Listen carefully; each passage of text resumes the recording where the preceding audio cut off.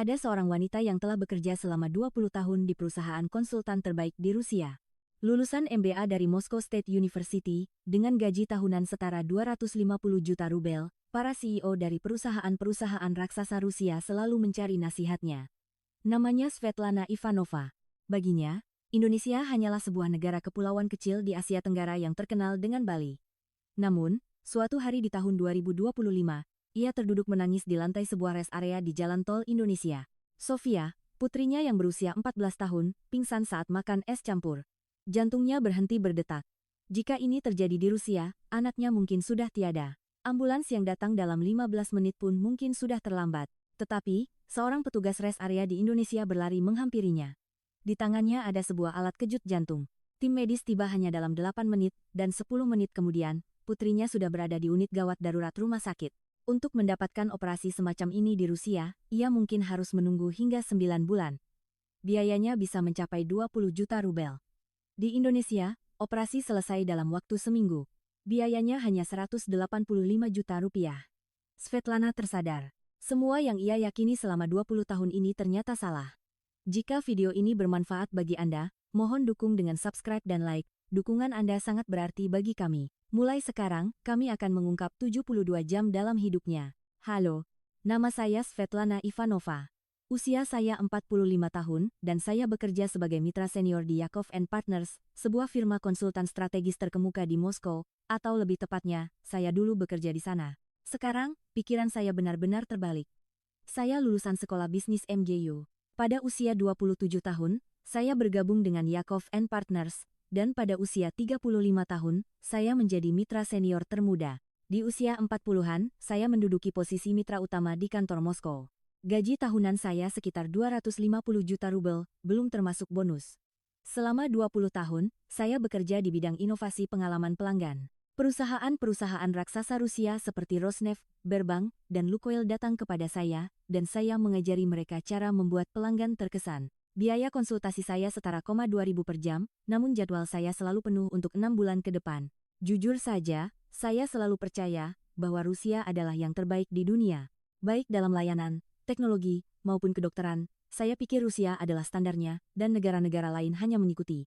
Terutama terhadap negara-negara Asia, saya memiliki semacam prasangka. Tiongkok adalah negara peniru, Jepang adalah negara yang pernah berjaya di masa lalu, dan Indonesia hanya negara dengan Bali dan pulau-pulau eksotis. Itulah satu-satunya yang saya tahu tentang Indonesia. Oh, saya juga tahu kakek saya pernah ke sana. Beliau adalah seorang insinyur Soviet yang dikirim untuk sebuah proyek di bawah pemerintahan Soekarno. Kakek kadang-kadang bercerita tentang Indonesia, Jakarta yang kacau, anak-anak yang kelaparan, rumah-rumah kumuh. Beliau dikirim ke Indonesia pada tahun 1962, saat usianya baru 25 tahun. Ketika turun dari kapal di Tanjung Priok, yang ia lihat hanyalah kemiskinan dan ketidakpastian. Beliau bercerita memberikan sebatang coklat kepada seorang anak Indonesia, dan anak itu menangis sambil membungkuk dalam-dalam. Setiap kali menceritakan itu, mata kakek saya selalu berkaca-kaca. Ingatan kakek saya tentang Indonesia berhenti di tahun 1963. Dan jujur, ingatan saya tidak jauh berbeda. Tentu saja, saya tahu bahwa beberapa perusahaan Asia telah menjadi pemain global. Saya tahu bahwa beberapa komponen di dalam gawai canggih kami berasal dari sana. Saya tahu mobil-mobil Jepang dan Korea cukup laris di Rusia.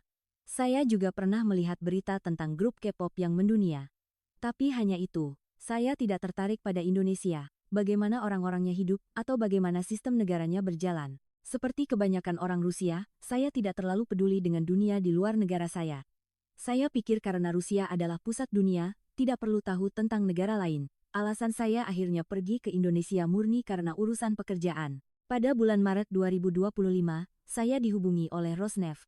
Mereka meminta saya untuk memimpin proyek inovasi rest area di sepanjang jaringan jalan tol federal mereka. Sejujurnya, rest area di jalan tol Rusia sangat menyedihkan. Saya teringat sebuah rest area yang saya singgahi saat bepergian dengan keluarga ke daca kami. Begitu membuka pintu toilet, saya harus menutup hidung. Klosetnya kotor, lantainya becek oleh cairan entah apa, dan tisu berserakan di mana-mana. Sofia sampai menangis tidak mau ke toilet. Makanannya juga buruk. Hotdog yang keras, kentang goreng yang lembek, dan burger yang berminyak, saya menggigit sekali lalu membuangnya. Lebih baik kelaparan. Rosneft ingin mengubah situasi ini. Mereka ingin merevolusi rest area di jalan tol Rusia dan menjadikannya sumber pendapatan baru. Skala proyek ini sangat besar. merenovasi 500 rest area di seluruh negeri selama 5 tahun. Anggarannya saja 50 miliar rubel. Firma kami, Yakov and Partners, ditugaskan untuk menangani konsultasi strategisnya. Pada pertemuan awal proyek, seorang analis muda di tim saya yang berdarah Indonesia-Rusia mengangkat tangan. Namanya Dimitri, seorang pemuda cerdas lulusan HSA University. Ibunya adalah orang Indonesia yang berimigrasi ke Rusia. Dimitri berkata, bagaimana jika kita mencoba menjadikan rest area di jalan tol Indonesia sebagai acuan? Saya tertawa kecil dalam hati. Apa yang bisa dipelajari dari rest area di Indonesia? Setahu saya, Indonesia adalah negara berkembang yang masih berjuang dengan infrastruktur. Jalan tolnya pasti tidak seberapa. Namun data yang ditunjukkan Dimitri sangat mengejutkan. Tingkat kepuasan pelanggan rest area di jalan tol Indonesia mencapai 92%. Di Rusia, angkanya 47%. Hampir 2 kali lipat.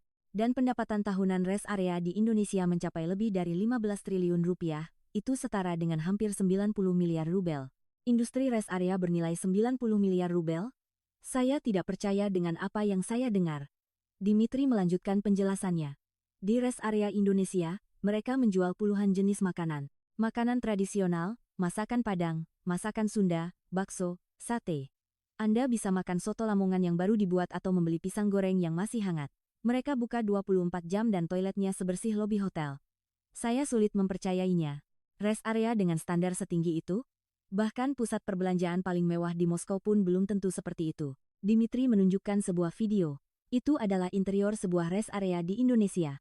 Food court yang luas, berbagai macam restoran, fasilitas yang bersih. Orang-orang duduk santai menikmati makanan mereka. Banyak keluarga, anak-anak berlarian, dan orang tua beristirahat. Pemandangan yang tak terbayangkan di rest area Rusia. Di Rusia, rest area adalah tempat untuk urusan cepat dan segera pergi. Bukan tempat yang ingin Anda tinggali lama. Tapi rest area di Indonesia berbeda.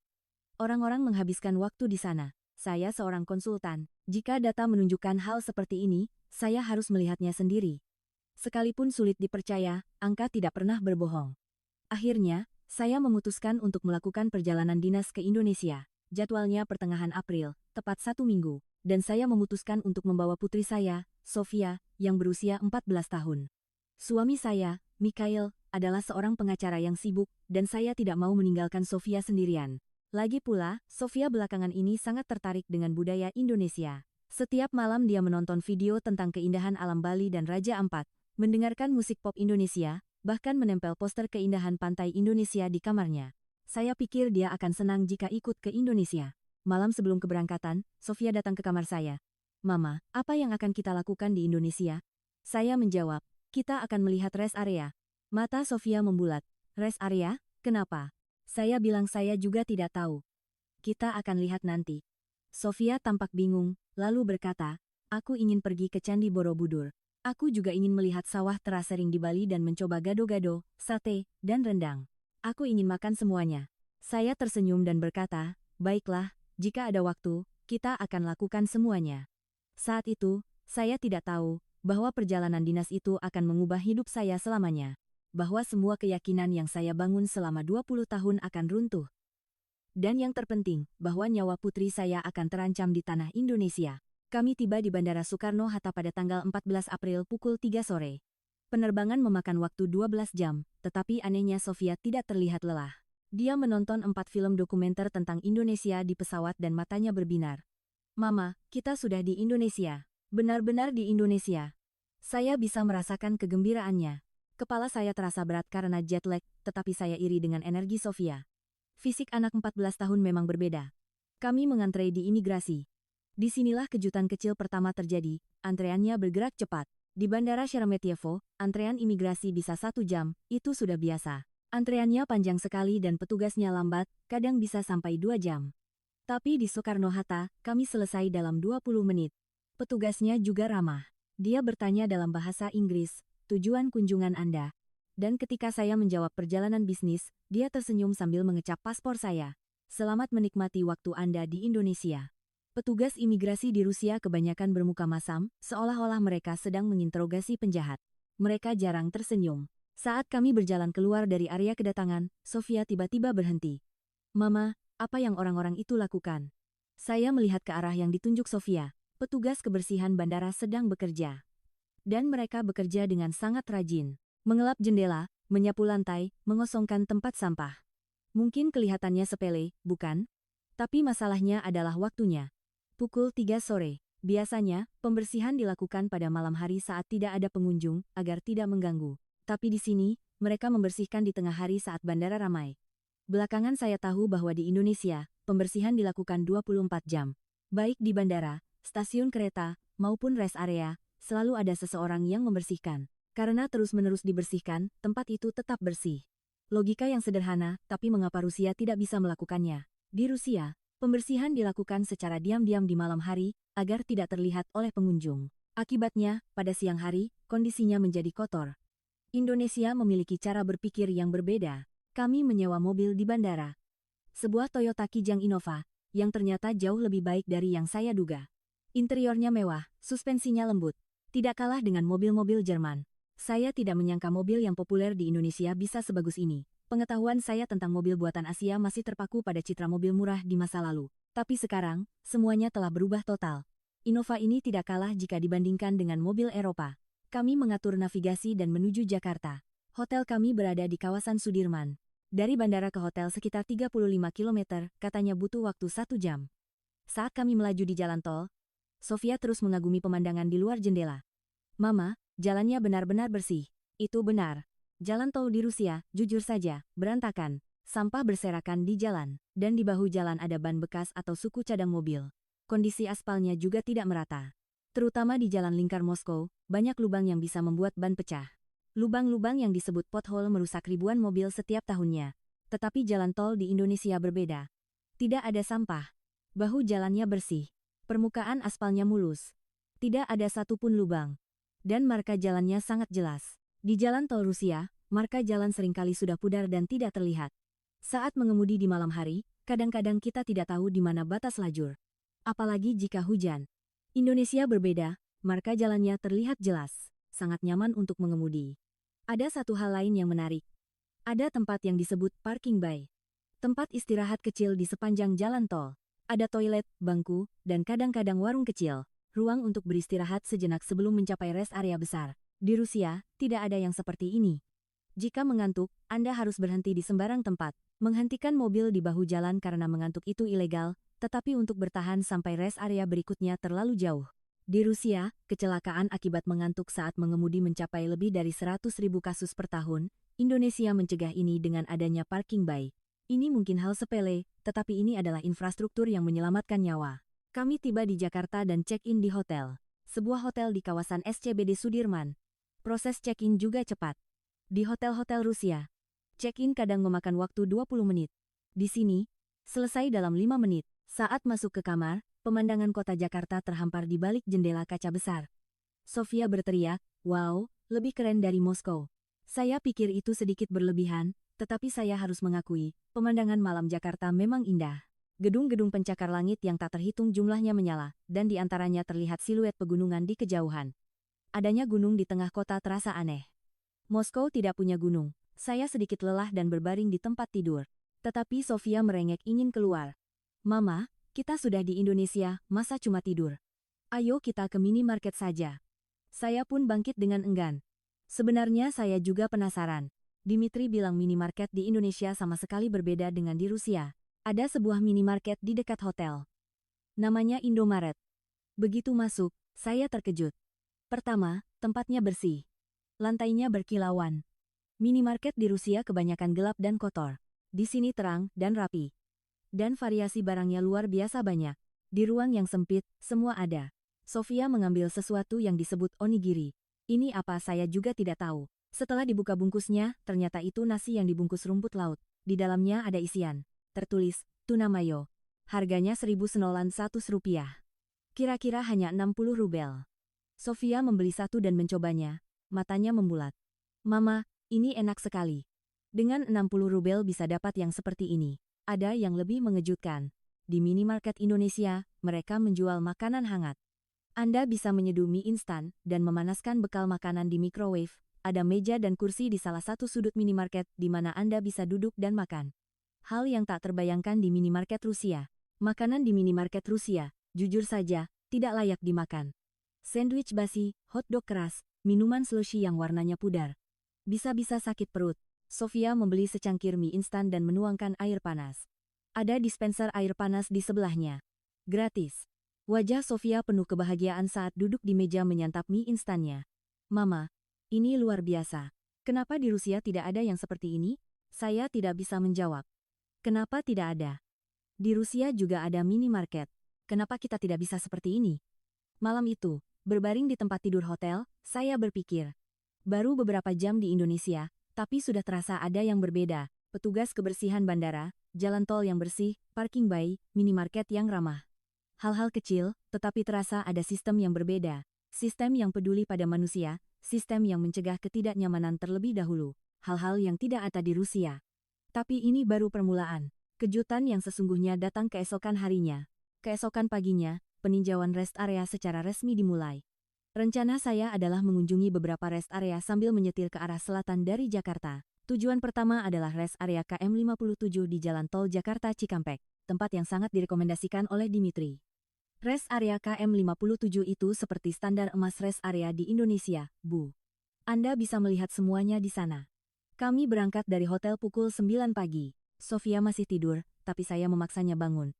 Kenapa, Ma? Cuma rest area, kenapa harus bangun pagi-pagi sekali? Meskipun menggerutu, begitu masuk mobil dia langsung menonton video tentang Indonesia lagi di ponselnya. Anak ini benar-benar jatuh cinta pada Indonesia. Perjalanan ke rest area KM57 memakan waktu sekitar 1 jam dari Jakarta. Selama di jalan tol, saya terus mengamati sekitar kondisi jalan, rambu-rambu, kebersihan bahu jalan. Penyakit akibat pekerjaan sebagai konsultan. Apa yang saya rasakan kemarin bukanlah ilusi. Jalan tol di Indonesia benar-benar bersih. Kami tiba di rest area KM57 sekitar pukul 10 pagi. Saat memarkirkan mobil, kesan pertama sudah berbeda dari Rusia. Area parkirnya bersih. Garis parkirnya ditandai dengan jelas. Area parkir rest area di Rusia biasanya penuh dengan puntung rokok dan sampah. Bekas permen karet, noda oli, bahkan pecahan kaca berserakan. Anda harus berhati-hati melangkah. Di sini tidak. Kami masuk ke dalam gedung. Saya benar-benar terdiam. Ini rest area? Rasanya seperti pusat perbelanjaan. Tidak, bahkan lebih baik dari pusat perbelanjaan. Langit-langitnya tinggi, pencahayaannya bagus sehingga terasa terang. Sinar matahari masuk melalui jendela kaca besar. Ruangannya luas dan sejuk. Dan baunya enak. Tidak ada bau minyak dan apek khas rest area Rusia. Sebaliknya, tercium aroma roti yang baru dipanggang, aroma kopi. Dari suatu tempat, tercium juga aroma daging yang dipanggang. Aroma yang membangkitkan selera makan. Sofia memegang tangan saya. Mama, lihat itu. Sofia menunjuk ke deretan restoran. Masakan Sunda, Padang, Jawa, sate, bakso, dan makanan cepat saji. Semuanya ada. Saya mengamati satu persatu. Restoran soto, warung nasi, rumah makan Padang, kedai bakso, dan kafe. Dan di depan setiap restoran, ada display makanan. Model makanan yang terbuat dari plastik, tetapi terlihat seperti asli. Anda bisa melihat apa saja yang tersedia dalam sekejap. Bahkan jika tidak bisa berbahasa Indonesia, Anda bisa memesan hanya dengan melihat gambar atau modelnya. Di rest area Rusia, tidak ada yang seperti ini. Hanya ada menu tulisan, tidak jelas apa itu, tidak ada gambar. Akhirnya Anda hanya memesan yang Anda tahu. Burger atau hot dog. Saya mengeluarkan buku catatan dan mulai mencatat. Jumlah restoran, jumlah kursi, harga menu, kondisi kebersihan. Saya mencatat semuanya satu persatu. Tetapi yang paling mengejutkan adalah harganya. Soto ayam harganya Rp35.000, sekitar 180 rubel. Nasi rames Rp35.000, sekitar 210 rubel. Sate ayam Rp45.000, sekitar 240 rubel. Di rest area jalan tol Rusia, satu set burger saja harganya 800 rubel. Dan itu burger yang tidak enak. Dagingnya seperti karet, rotinya lembek, dan kentang gorengnya basah oleh minyak. Di sini, makanan yang layak harganya sepertiga dari itu. Mata Sofia berbinar dan berkata, "Mama, aku lapar. Kita makan di sini ya, sebenarnya saya juga lapar." Saya belum sarapan, jadi kami memutuskan untuk memesan makanan. Saya memesan soto Lamongan, yang direkomendasikan oleh Dimitri. Katanya itu menu yang sangat populer di kalangan pelancong. Di Indonesia, jika sesuatu direkomendasikan banyak orang, itu pasti menjadi hit. Sofia ingin mencoba beberapa hal. Dia ingin mencoba sate ayam. Sate adalah daging yang ditusuk dan dibakar, makanan yang tidak ada di Rusia. Dia juga menambahkan pisang goreng, roti pisang kecil yang katanya adalah camilan khas rest area. Makanan kami datang. Soto Lamongan benar-benar panas. Kuah kuningnya disajikan dalam mangkuk, dengan suiran ayam, saun, dan taburan koya yang gurih. Rasanya sangat berbeda dari sup di Rusia. Jauh lebih kaya rempah dan segar. Saya menyeruput kuahnya dan langsung berkeringat. Pedas dari sambal, tapi enak. Rasa gurih dan segarnya membuat ketagihan. Sofia menggigit sate ayamnya dan terkagum. Mama, ini apa? Kenapa enak sekali? Daging ayamnya empuk, dan bumbu kacangnya gurih manis. Kombinasi yang sempurna. Pisang gorengnya baru diangkat dari wajan, masih panas. Luarnya renyah dan dalamnya lembut. Manis alami dari pisang berpadu dengan kerenyahan adonan. Sofia makan 3 potong berturut-turut. Saya menghitung total harga semua makanan ini. Soto Lamongan 3.000, sate ayam 4.000, pisang goreng 15.000. Total Rp85.000. Sekitar 500 rubel? 2 orang makan begitu banyak dan hanya 500 rubel? Di Rusia? Untuk makanan sebanyak ini, setidaknya butuh 2.500 rubel. Sofia berkata, Mama, rest area di Indonesia benar-benar luar biasa. Tidak bisa dibandingkan dengan rest area di Rusia. Saya tidak bisa tidak setuju. Setelah makan, kami memutuskan untuk melihat-lihat rest area lebih jauh. Kami pergi ke toilet. Toiletnya seperti di hotel. Lantainya berkilauan. Tidak ada bau sama sekali. Tidak, malah wangi. Pengharum ruangan menyebarkan aroma yang lembut. Setiap bilik toilet dilengkapi dengan jet washer atau bidet. Memikirkan toilet rest area di Rusia saja sudah mengerikan. Baunya menyengat, lantainya becek oleh cairan tak dikenal, dan banyak kunci pintu yang rusak. Seringkali, tidak ada tisu. Indonesia berbeda. Toilet rest area ini lebih bersih dari toilet bandara. Saat keluar dari toilet, Sofia berkata, Mama, di toiletnya ada bidet semprot. Kalau tombolnya ditekan, airnya keluar. Saya tersenyum kecil. Aku dengar budaya kebersihan toilet di Indonesia sudah sangat maju. Saat kami keluar dari toilet, ada seorang ibu petugas kebersihan. Dia sedang rajin mengepel lantai. Ketika saya keluar, dia menundukkan kepala untuk memberi salam, sambil tersenyum cerah. Saya berterima kasih dalam bahasa Inggris. Ibu itu tidak mengerti, tetapi dari ekspresi saya, dia sepertinya tahu maksud saya. Dia tersenyum lagi. Senyum itu sangat berkesan. Sepertinya dia bangga dengan pekerjaannya. Saya belum pernah melihat petugas kebersihan di Rusia tersenyum seperti itu. Kebanyakan dari mereka terlihat lelah dan letih. Kami terus berkeliling rest area, ada minimarket dan kafe, ada juga area istirahat, ada sofa dan meja, dan orang-orang duduk bersantai. Beberapa orang bahkan tidur. Di rest area, tidur di rest area Rusia itu berbahaya. Anda bisa menjadi target kejahatan. Tapi di rest area Indonesia, orang-orang tidur dengan nyaman. Itu artinya tempat itu aman. Tiba-tiba Sofia menarik saya. Mama, itu apa? Sofia menunjuk sebuah kotak kecil berwarna merah yang tergantung di dinding. Di atasnya ada gambar hati dan tulisan AED. Saya menjelaskan, itu automated external defibrillator. Alat untuk memberikan kejut listrik agar jantung berdetak kembali jika berhenti. Sofia mengangguk. Oh, aku belajar itu di sekolah. Tapi ini pertama kalinya aku melihatnya di luar sekolah. Saya tidak terlalu memikirkannya. Saya hanya berpikir, oh, ada peralatan keselamatan. Saat itu, saya tidak tahu bahwa kotak kecil berwarna merah itu akan menyelamatkan nyawa putri saya 2 jam kemudian. Setelah peninjauan pagi, saya memutuskan untuk beristirahat sejenak di mobil. Saya sedikit lelah karena jet lag. Sofia juga langsung tertidur begitu masuk mobil. Saya tidur sekitar 1 jam. Ketika bangun, hari sudah siang. Sofia membangunkan saya. Mama, aku lapar. Lagi, saya tertawa. Tadi sudah makan banyak sekali, sekarang lapar lagi. Sofia menggerutu. Wajar kan kalau lapar setelah tidur. Dan makanan Indonesia benar-benar enak. Aku mau coba yang lain. Saya juga mulai merasa lapar. Kami kembali masuk ke rest area. Kali ini kami memutuskan untuk mencoba makanan lain. Saya memesan rawon, katanya itu makanan tradisional dari Jawa Timur. Sup daging berwarna hitam pekat yang dimakan dengan nasi. Sofia ingin mencoba bakso. Bola daging yang disajikan dengan kuah kaldu, yang katanya sering ia lihat di video-video kuliner Indonesia. Dia juga menambahkan gado-gado, salad sayuran dengan saus kacang. Makanan kami datang. Rawonnya benar-benar panas. Asap mengepul. Disajikan dalam mangkuk, kuahnya yang hitam pekat terus mendidih. Saya mencicipi sesendok kuah, rasanya kaya dan dalam. Aroma kluwek yang khas berpadu dengan gurihnya kaldu daging. Dimakan dengan nasi dan tauge pendek, rasanya luar biasa. Setiap suap membuat tubuh terasa hangat. Sofia makan semangkuk bakso dan wajahnya berseri-seri. Mama, ini enak, kenyal dan kuahnya gurih sekali. Dia tidak berhenti menyeruput kuahnya. Gado-gadonya juga mengejutkan. Sayuran segar seperti kangkung, tauge, dan irisan tahu disiram dengan saus kacang yang kental. Rasanya manis, gurih, dengan sedikit pedas. Setelah makan saya membayar. Rawon 4.111, bakso 35.000, gado-gado 3.111.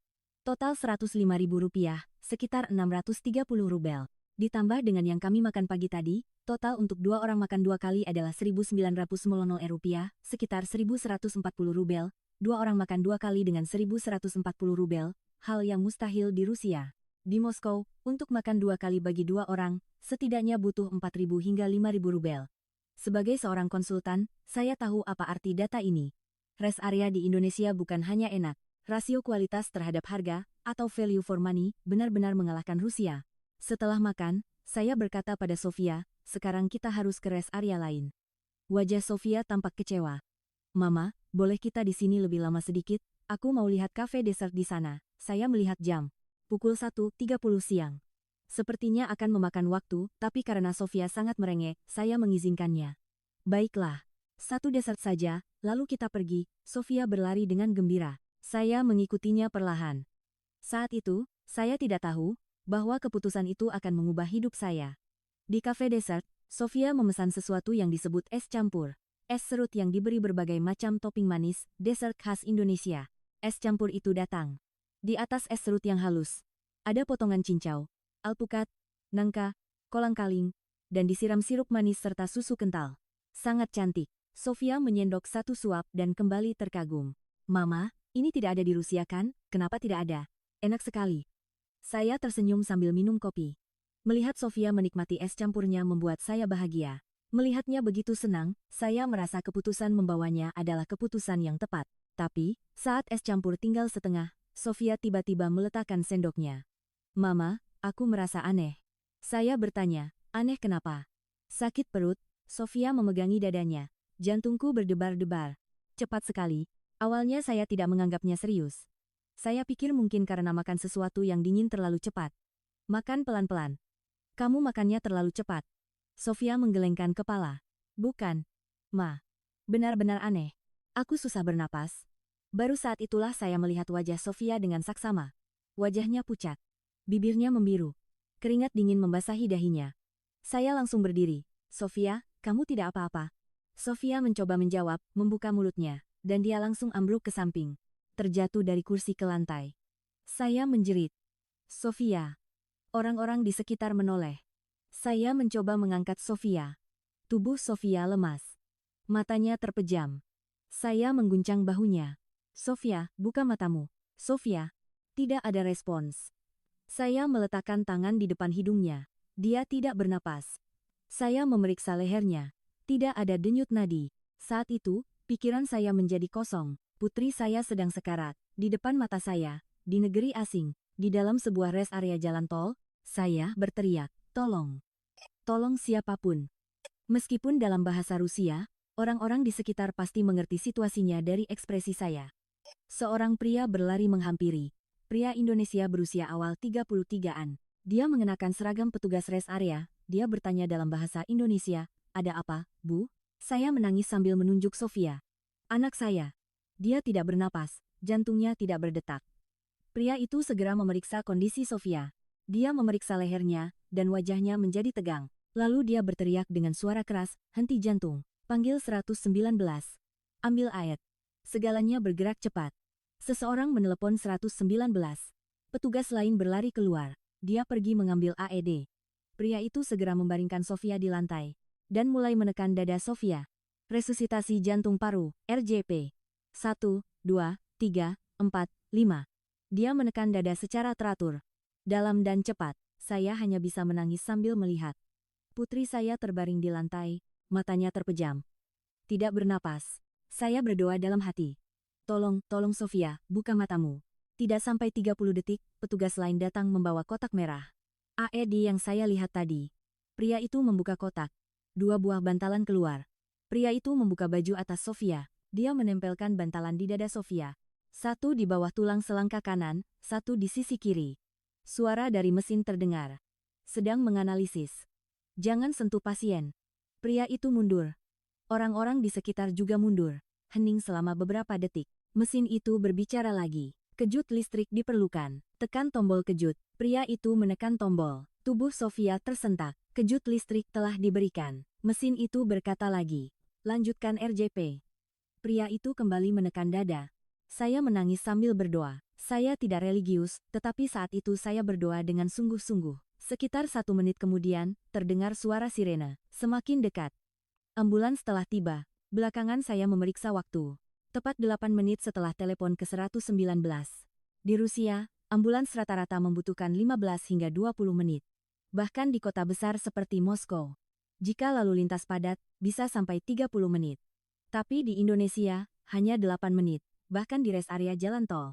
Petugas medis berlari masuk. Ada 3 orang. Mereka mengenakan seragam oranye. Mereka segera mengambil alih penanganan Sofia. Melanjutkan RJP dengan peralatan profesional. Salah satu petugas bertanya kepada saya, "Anda walinya?" Saya mengangguk sambil menangis. Petugas itu berkata, "Kami akan membawanya ke rumah sakit terdekat. Rumah sakit Siloam, silakan ikut."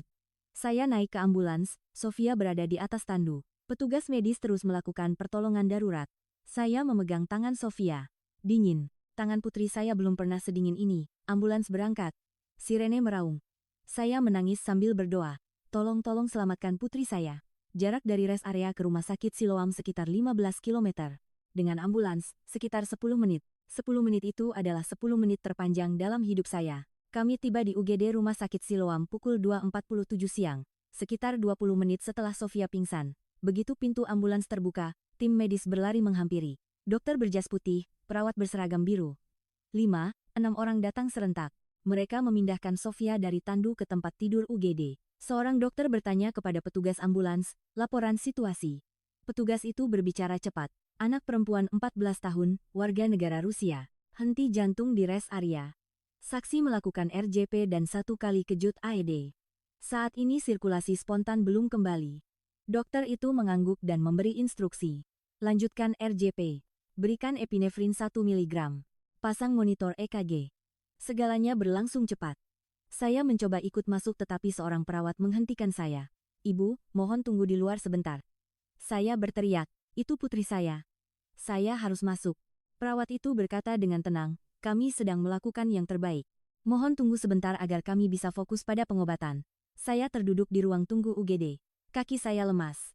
Seluruh tubuh saya gemetar. 10 menit berlalu. 20 menit berlalu. Tidak ada kabar. Saya merasa seperti akan gila. Saya mengirim pesan teks kepada suami saya, Mikhail. Sofia pingsan. Jantungnya berhenti. Sekarang di UGD rumah sakit di Indonesia. Setelah mengirimnya, saya merasa lebih takut. Sekitar 30 menit kemudian, pintu UGD terbuka dan seorang dokter keluar. Dokter pria berusia awal 40-an. Wali dari Sofia Ivanova. Saya langsung berdiri. "Ya, itu putri saya." Dokter itu berkata, jantungnya sudah berdetak kembali. Saya langsung lemas di tempat. Air mata saya tumpah. Dia hidup. Sofia hidup. Dokter itu membantu saya duduk. Ya, sirkulasi spontannya telah pulih. Tapi masih terlalu dini untuk merasa lega. Kita perlu pemeriksaan lebih lanjut. Kita harus mencari tahu penyebab henti jantungnya. Saya mengangguk. Ya, lakukan apa saja. Dokter itu membawa saya ke ruang perawatan. Sofia terbaring di tempat tidur. Matanya terpejam, tetapi dadanya naik turun. Dia bernapas. Dia hidup. Saya memegang tangannya. Kali ini hangat. Saya menangis lagi. Dokter itu mulai menjelaskan. Pasien mengalami henti jantung mendadak akibat fibrilasi ventrikel. Untungnya, RJP dan defibrilasi cepat dilakukan di lokasi, sehingga dia bisa diselamatkan. Saya bertanya, apa itu fibrilasi ventrikel? Kenapa itu bisa terjadi tiba-tiba? Dokter itu menjawab, ada berbagai kemungkinan penyebab.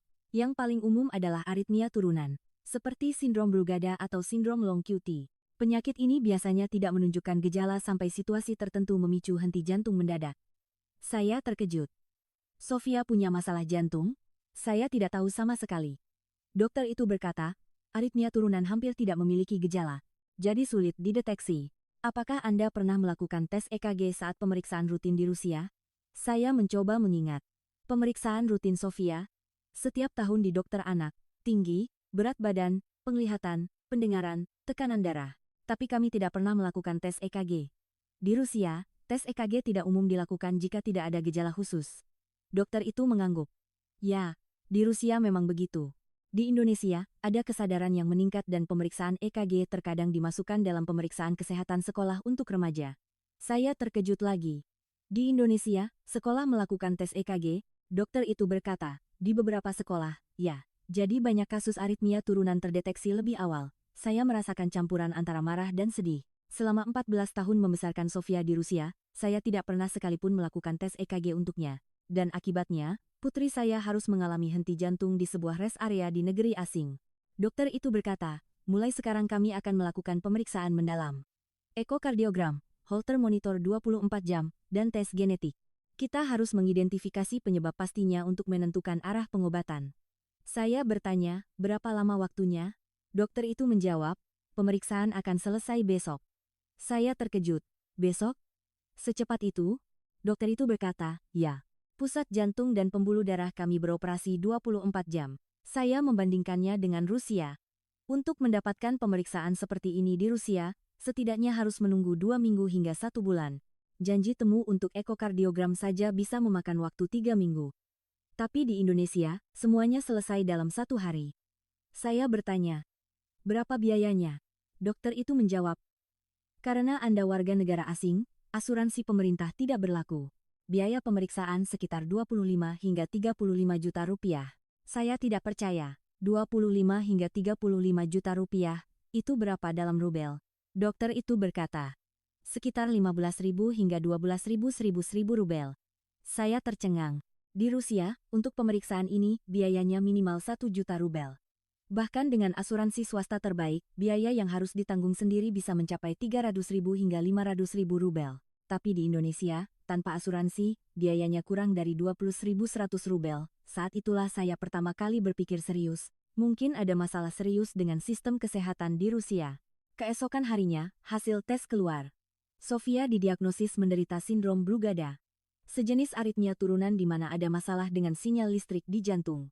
Dokter yang menanganinya menjelaskan secara rinci. Sindrom Brugada adalah penyakit di mana ada masalah pada sel-sel yang menghasilkan sinyal listrik di jantung. Biasanya tidak ada gejala. Tetapi dalam situasi tertentu, aritmia tiba-tiba terjadi dan bisa menyebabkan henti jantung. Saya bertanya, situasi seperti apa? Dokter itu menjawab, demam tinggi, makan berlebihan, kelelahan, stres, kurang tidur, obat-obatan tertentu. Ada banyak faktor. Saat itulah saya sadar, Sofia baru saja melalui penerbangan 12 jam dan belum beradaptasi dengan perbedaan waktu. Dia berkeliling rest area sepanjang hari dan makan berbagai macam makanan. Dia makan jauh lebih banyak dari biasanya. Semua faktor ini bergabung dan menyebabkan henti jantung. Dokter itu melihat ekspresi saya dan berkata, jangan menyalahkan diri sendiri. Ini tidak bisa diprediksi oleh siapapun, justru beruntung ini terjadi di Indonesia. Jika di Rusia, situasinya akan jauh lebih buruk. Saya bertanya, apa maksud Anda? Dokter itu menjelaskan, apakah ada AED di rest area jalan tol Rusia? Saya mencoba berpikir, saya tidak ingat. Mungkin tidak ada. Dokter itu berkata, di Indonesia, pemasangan AED di rest area jalan tol diwajibkan oleh hukum, dan para staf secara rutin menerima pelatihan RJP. Itulah mengapa saat Sofia pingsan, pertolongan pertama bisa langsung diberikan. Saya teringat pria tadi, petugas rest area yang menekan dada Sofia, dialah yang menyelamatkan Sofia. Dokter itu melanjutkan, dan waktu kedatangan ambulans adalah 8 menit, kan? Di Rusia, rata-rata 15 menit. Kerusakan otak mulai terjadi 4 menit setelah henti jantung. Setelah 10 menit, tingkat kelangsungan hidup turun di bawah 10%. 8 menit itu benar-benar masih dalam golden time. Saya merinding. Jika ini terjadi di Rusia, mungkin tidak ada AED. Mungkin tidak ada orang yang tahu cara melakukan RJP. Ambulans mungkin datang dalam 15 menit. Jika begitu, Sofia mungkin tidak akan hidup sekarang. Saya menangis. Indonesia telah menyelamatkan putri saya. Dokter itu berkata, sekarang kita harus bicara tentang pengobatan. Sindrom Brugada sulit disembuhkan, tapi bisa dikelola. Metode yang paling efektif adalah memasang defibrilator cardioverter implan di jantung. Saya bertanya, defibrilator di jantung? Dokter itu menjelaskan, ya, alat kecil yang disebut ICD ditanam di dada. Ukurannya sekitar sekotak korek api. Alat ini memantau irama jantung 24 jam sehari, dan jika terjadi aritmia berbahaya, alat ini secara otomatis memberikan kejut listrik untuk mengembalikannya ke normal. Sederhananya, ini seperti menanam AED di dalam tubuh. Saya bertanya, kapan operasinya bisa dilakukan? Dokter itu menjawab, sekitar 2 atau 3 hari lagi. Saya terkejut lagi. Secepat itu, di Rusia, untuk mendapatkan operasi pemasangan ICD, setidaknya harus menunggu 3 bulan. Di rumah sakit terkenal, bisa lebih dari 6 bulan. Tapi di Indonesia, hanya 3 hari. Saya bertanya, bagaimana dengan biayanya? Dokter itu menjawab, termasuk biaya operasi dan alat, sekitar 150 hingga 180 juta rupiah. Dalam rubel, itu sekitar 900.000 hingga 1100.000 rubel. Saya tercengang. Di Rusia, operasi ini biayanya 15 hingga 20 juta rubel. Bahkan dengan asuransi, biaya yang ditanggung sendiri bisa mencapai 3 hingga 5 juta rubel. Tapi di Indonesia, biayanya sekitar 1 juta rubel.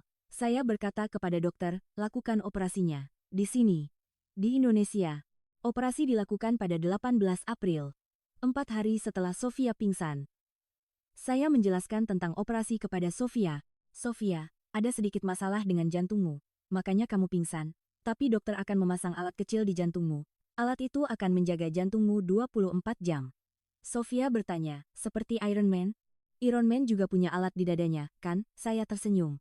Ya, seperti Iron Man. Kamu sekarang Iron Woman. Pada hari operasi, saya menunggu di depan ruang operasi. Waktu operasi sekitar 2 jam. 2 jam itu terasa seperti selamanya. Setelah operasi selesai, dokter keluar. Operasi berjalan lancar. Defibrilator berfungsi normal. Saya menangis lagi. Kali ini, air mata kelegaan. Sofia sadar di ruang pemulihan. Sofia tersenyum tipis. Mama, aku sekarang benar-benar Iron Woman. Saya tersenyum sambil menangis. Ya, kamu sekarang Iron Woman. Kami pulang dari rumah sakit 3 hari setelah operasi, pada 21 April. Saya menerima tagihan rumah sakit. Biaya UGD, biaya pemeriksaan, biaya rawat inap, biaya operasi, biaya defibrilator. Total 185 juta rupiah, sekitar 1.100.000 rubel. Jika semua ini dilakukan di Rusia, berapa biayanya? Minimal 18 juta rubel. 185 juta rupiah, di Indonesia, 18 juta rubel di Rusia. Perbedaannya hampir 17 kali lipat. Sebelum kembali, ada satu hal yang ingin saya lakukan. Saya ingin berterima kasih kepada orang-orang yang telah menyelamatkan Sofia. Saya kembali ke rest area KM 57. Sofia juga ikut. Di kantor rest area, saya bertemu dengan petugas itu, namanya Budi Hartono. Berusia 32 tahun, petugas manajemen keselamatan di rest area KM 57. Begitu melihatnya, saya menangis. Kami berbicara melalui seorang penerjemah. Pak Budi berkata, saya hanya melakukan apa yang telah saya pelajari, Bu. Semua staf rest area mendapatkan pelatihan RJP setiap tahun. Hari itu ketika Sofia jatuh, tubuh saya bergerak sendiri. Saya bertanya, semua staf rest area tahu cara melakukan RJP? Pak Budi mengangguk. Ya, itu peraturan dari Jasa Marga. Seluruh staf rest area wajib mengikuti pelatihan RJP dan penggunaan AED setiap tahun. Saya kembali terkesan, staf rest area mendapatkan pelatihan RJP setiap tahun? Hal yang tak terbayangkan di Rusia. Saya memegang tangan Pak Budi.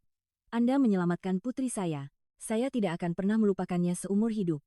Pak Budi tampak malu dan berkata, tidak apa-apa, Bu. Siapapun di sini akan melakukan hal yang sama. Ini Indonesia, Bu. Kata-kata itu sangat berkesan. Siapapun akan melakukan hal yang sama. Ini Indonesia.